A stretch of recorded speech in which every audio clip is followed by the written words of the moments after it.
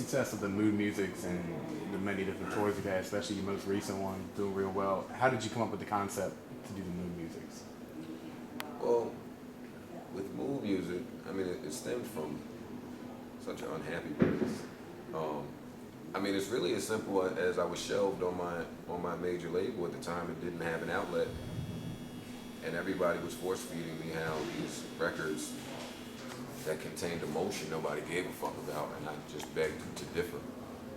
So everybody at the time, mixtapes were really big, and everybody was doing best of tapes, and I just thought I would do a worst of, and it was kind of to mock the people that thought these songs had no place in hip hop.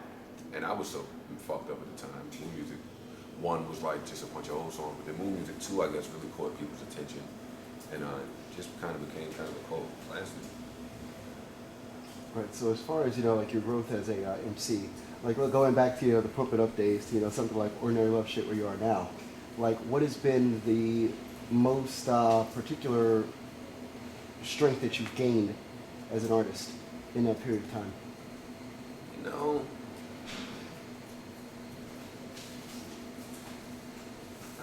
I would just say I've become a lot more comfortable in my own skin. Right. You know, anytime aspiring artists ask me what the best advice I can give them, I just tell them to be yourself.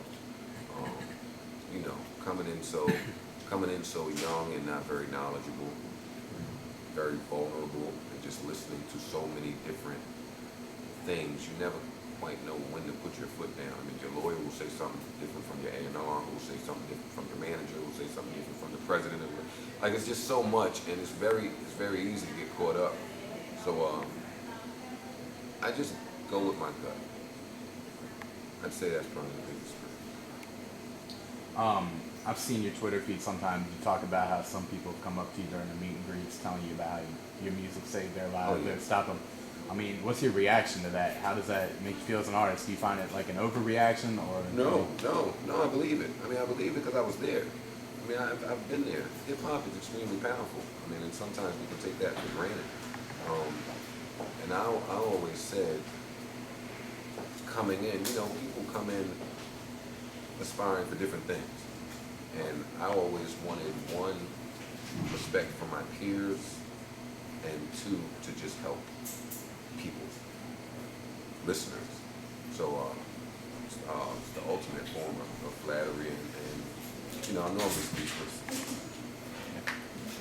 Yeah, definitely. So as far as working with the Shady Records team, you're kind of there now as more of like like an artist, but also as a mentor to a lot of the young artists that are coming up through the labels. So your thoughts about being on Shady and having like a dual role there?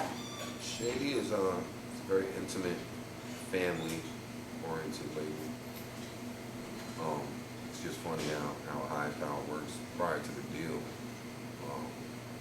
all of us, each member of Slaughterhouse felt that Shady would be the appropriate place for us to be, because all of us are very passionate about continuing to be ourselves and continuing to have that creative control that we've always maintained as independent artists, as major label artists, speaking from me, Royce and Joel.